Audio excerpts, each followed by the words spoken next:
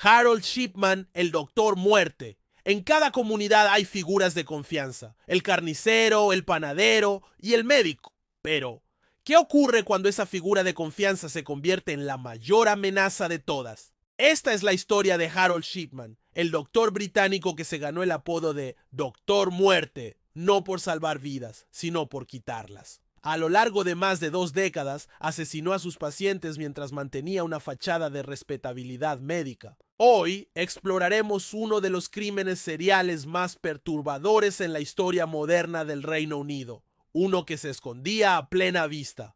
Harold Frederick Shipman nació el 14 de enero de 1946 en Nottingham, Inglaterra. Fue el segundo de 4 hijos en una familia de clase trabajadora. Desde pequeño, Shipman mostró una mezcla de inteligencia y arrogancia, pero la tragedia marcaría su vida desde muy joven. Cuando Harold tenía apenas 17 años, su madre Vera fue diagnosticada con cáncer de pulmón. En aquellos años, el tratamiento del dolor solía incluir morfina, y fue ahí donde Harold presenció por primera vez los efectos de esta poderosa droga.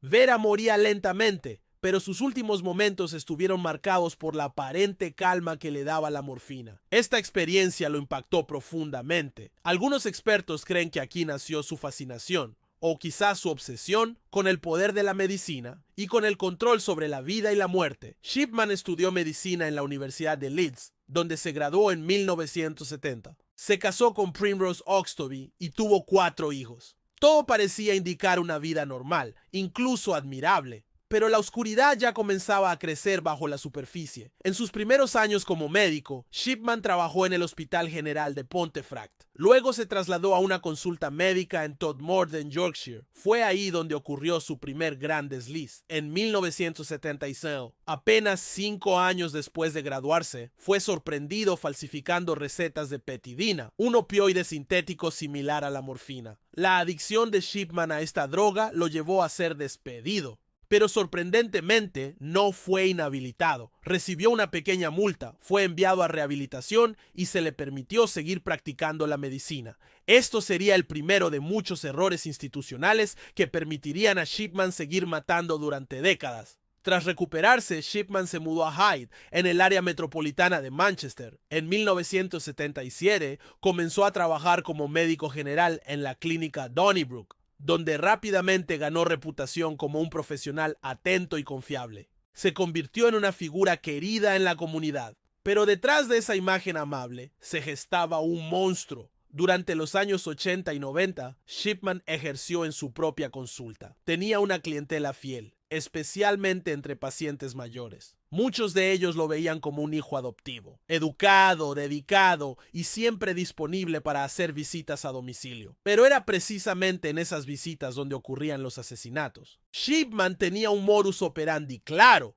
Seleccionaba a mujeres mayores, usualmente saludables o con dolencias menores. Les administraba una dosis letal de morfina y luego firmaba el certificado de defunción, alegando causas naturales como ataques cardíacos o derrames cerebrales. Al tener control total sobre la narrativa médica, Shipman nunca levantó sospechas. Muchas familias agradecían su presencia en los últimos momentos de sus seres queridos. Incluso algunos lo invitaban a los funerales. Su camuflaje era perfecto. Se estima que en este periodo mató al menos a 200 personas, aunque algunas investigaciones sugieren que la cifra podría ser de más de 250. El patrón era tan sutil que nadie lo detectó, hasta que cometió un error. Kathleen Grundy era una exalcaldesa de Hyde, una mujer de 81 años, pero activa, saludable y muy lúcida. El 24 de junio de 1998 fue hallada muerta en su casa poco después de recibir una visita médica de Shipman. Él declaró que la muerte fue por causas naturales y no consideró necesario realizar una autopsia. Pero algo no encajaba.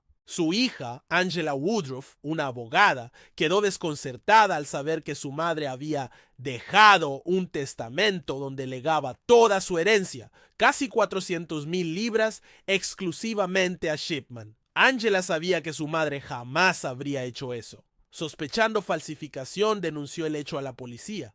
La investigación se abrió con cautela. El cuerpo de Kathleen fue exhumado y se descubrió que contenía niveles altísimos de morfina. El testamento, además, fue analizado y se demostró que había sido falsificado por Shipman. Por primera vez, su fachada de médico ejemplar se comenzaba a resquebrajar. Lo que siguió fue una de las investigaciones criminales más complejas de la historia británica. La policía comenzó a revisar los registros de defunciones firmados por Shipman y los patrones eran escalofriantes. Casi todos los fallecidos eran mujeres mayores, murieron en sus casas poco después de una visita de Shipman y sin que se solicitara una autopsia. Muchos eran incinerados, lo que hacía imposible obtener pruebas post-mortem. Las autoridades exhumaron más cuerpos. En todos ellos, los forenses encontraron rastros de opiáceos. A la par, las autoridades descubrieron en su computadora un sistema de registro donde Shipman alteraba las historias clínicas poco después de la muerte de sus pacientes para justificar diagnósticos que respaldaran su versión. La evidencia se acumulaba. Finalmente, fue arrestado en septiembre de 1998. El juicio de Harold Shipman comenzó en octubre de 1999 y duró hasta enero del 2000. Fue acusado formalmente de 15 asesinatos, aunque se sospechaba que había cometido muchos más. Durante el juicio, la defensa trató de mantener su inocencia, pero la montaña de pruebas, médicas, forenses y digitales, era irrefutable. El 31 de enero de 2000, el jurado encontró a Harold Shipman culpable de 15 cargos de asesinato y 1 de falsificación. Fue condenado a cadena perpetua sin posibilidad de libertad condicional. El juez lo describió como un médico de extraordinaria maldad, pero incluso tras la sentencia quedaban muchas preguntas sin responder. ¿Por qué lo hizo?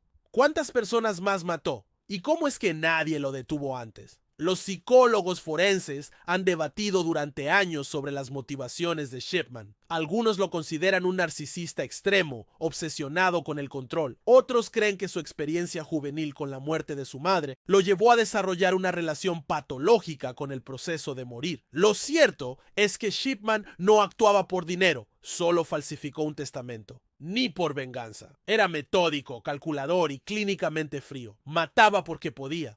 Porque tenía el poder absoluto sobre la vida de sus pacientes y eso, para él, era suficiente. Fue uno de los pocos asesinos seriales cuya motivación nunca encajó del todo en los perfiles conocidos. Era un asesino en serie sin sadismo visible, sin rastro de psicopatía clásica, pero letal como pocos. El 13 de enero de 2004, un día antes de cumplir 58 años, Harold Shipman fue encontrado muerto en su celda. Se había colgado con las sábanas de su litera en la prisión de Wakefield. Su muerte fue vista por muchos como una forma de escapar de la justicia. Algunas de sus víctimas encontraron alivio, otras frustración por no obtener nunca respuestas. El Reino Unido, por su parte, quedó marcado. El sistema de salud se vio obligado a reformar profundamente sus protocolos de supervisión y certificación de defunciones. Había que evitar que otro doctor muerte se ocultara detrás del respeto y la bata blanca. Harold Shipman es responsable de la mayor cantidad de asesinatos comprobados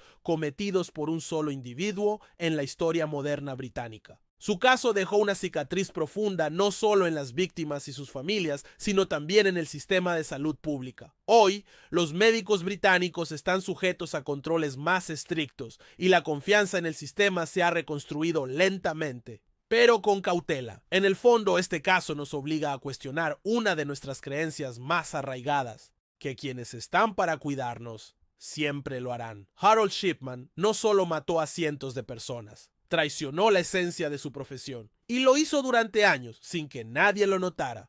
Su historia no debe olvidarse, porque el verdadero horror no siempre se esconde en las sombras. A veces te sonríe y lleva una bata blanca. Si esta historia te impactó, suscríbete al canal y activa la campana. Cada semana te traigo casos reales de crímenes, misterios y personas que vivieron lo imposible. ¿Qué opinas tú?